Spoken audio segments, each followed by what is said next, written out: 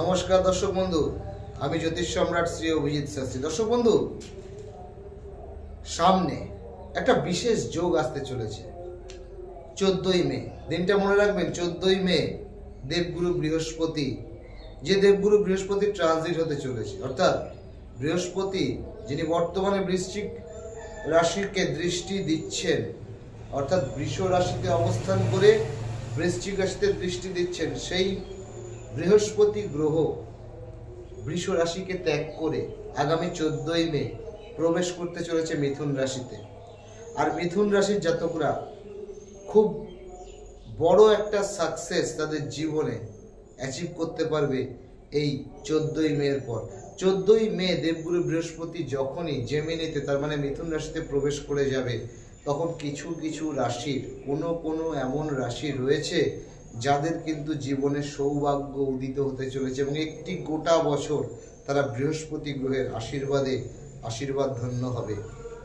এইরূপ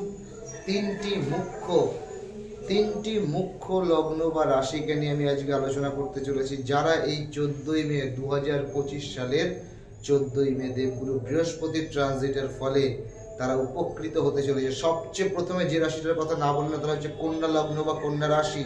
তোমাদের মধ্যে যাদের কন্যা লগ্ন বা কন্যা রাশি, তাদেরকে বলছি, কর্মক্ষেত্র নিয়ে তোমরা প্রচন্ডভাবে চিন্তিত ছিলে। তোমাদের মধ্যে অনেকেই চাকরি জীবনের জন্য বারবার চেষ্টা করেছো, কর্মক্ষেত্রে বারবার প্রচেষ্টা করেছো, কোনোভাবে জব স্যাটিসফ্যাকশন পাও না, কোনোভাবে তোমরা কর্মক্ষেত্রে নিজেদেরকে প্রতিষ্ঠিত করতে পারছো না। তোমরা অনেকবার চাকরির ইন্টারভিউ দিয়েছো, তোমাদের কিন্তু সফলতা আসার দিন কিন্তু শুরু হতে চলেছে 14ই মে। মনে রাখবে দিনটা 14ই মে থেকে যখনই দেবগুরু বৃহস্পতি বৃষ রাশিকে ত্যাগ করে মিথুন রাশিতে প্রবেশ করবে, তখনই কন্যা লগ্নের জাতক জাতিকাদের কিন্তু কর্মক্ষেত্রের জন্য একটা নতুন দিক কিন্তু উন্মুক্ত হয়ে যাবে।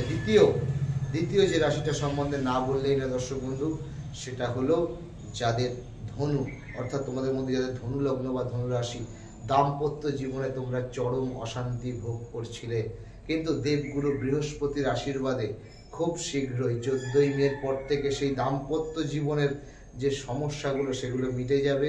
এবং যারা এই ধনু লগ্নের জাতক বা জাতিকা বিবাহ হতে গিয়ে তোমাদের যাদের বাধা হচ্ছিল, বিবাহের প্রস্তাব আসছিল কিন্তু বিবাহটা কোনোভাবে হয়ে উঠছিল না, তাদের কিন্তু একটা বছরের জন্য বিবাহ যোগ লেগে গেল, 14ই মে থেকে লাগতে চলেছে। তাহলে দাম্পত্য জীবনের ক্ষেত্রে কিন্তু চরম একটা সুখময় দিক হিসাবে গণ্য করা হচ্ছে এই দেবগুরু বৃহস্পতির ট্রানজিট। আর একটি উল্লেখযোগ্য ইম্পর্টেন্ট রাশি বা লগ্নের কথা বলবো, তারা হচ্ছে বৃষ লগ্নের জাতক জাতিকা। বৃষ লগ্নের দ্বিতীয় অর্থাৎ ধনস্থানে দেবগুরু বৃহস্পতি অবস্থান করতে চলেছে। বৃষ লগ্নের দ্বিতীয় ধনস্থান হচ্ছে জেমিনি, মিথুন। সেই মিথুনে যখনই দেবগুরু বৃহস্পতি প্রবেশ করে যাবেন, তখন থেকে একটা গোটা বছর অর্থনৈতিক ক্ষেত্রে যে সমস্যা তোমরা সম্মুখীন হয়েছিলে, অর্থনৈতিক ক্ষেত্রে যে তোমরা অর্থের জোগাড় না করতে পারায় পারিবারিক দায় দায়িত্ব ঠিকঠাক করে পালন করতে পারছিলে না, অর্থনৈতিক ক্ষেত্রে কি করে নিজেকে ডেভেলপমেন্ট করবে, কিভাবে এই অর্থনৈতিক যে তোমাদের একটা পিছুটান, মানে অর্থনৈতিক ক্ষেত্রে প্রতিষ্ঠা না পাওয়ার যে জ্বালা যন্ত্রণা, এখান থেকে বেরিয়ে আসার যে উপায়টা, সেটা কিন্তু দেবগুরু বৃহস্পতির আশীর্বাদে সম্ভব হতে চলেছে। এবং 14ই মে দিনটা মনে রাখতে হবে, দেবগুরু বৃহস্পতি 14ই মে বৃষ রাশি ত্যাগ করে মিথুন রাশিতে প্রবেশ করা মানেই আমি এখন অবধি যা যা সমস্যা নিয়ে বললাম, সেই রাশিগুলোর সেই সমস্যাগুলো অবশ্যই তোমাদের কমতে শুরু করবে। তোমরা এই 3টে লগ্ন বা রাশির লোকেরা কিন্তু সত্যি লাভবান হতে চলেছ দেবগুরু বৃহস্পতির আশীর্বাদে। নমস্কার জানিয়ে অনুষ্ঠানটা এখানে শেষ করব। যারা আমার চ্যানেলে নতুন, তারা অবশ্যই চ্যানেলটা সাবস্ক্রাইব করে পাশে থাকবেন। জয় মাতা।